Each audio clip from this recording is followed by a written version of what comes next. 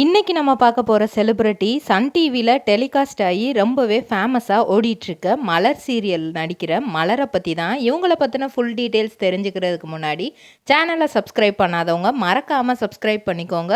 அப்போ தான் நாங்கள் போடுற வீடியோஸ் உங்களுக்கு நோட்டிஃபிகேஷனாக வரும். வாங்க வீடியோக்குள்ளே போகலாம். மலரோட உண்மையான பெயர் அஸ்வதி ஆஷ். இவங்க அக்டோபர் மாதம் 1994 கேரளாவில் பிறந்திருக்கிறாங்க. இவங்களுக்கு சின்ன வயசில் இருந்தே தன்னைத்தானே அழகுபடுத்திக்கிறதுக்கு ரொம்பவே பிடிக்குமா.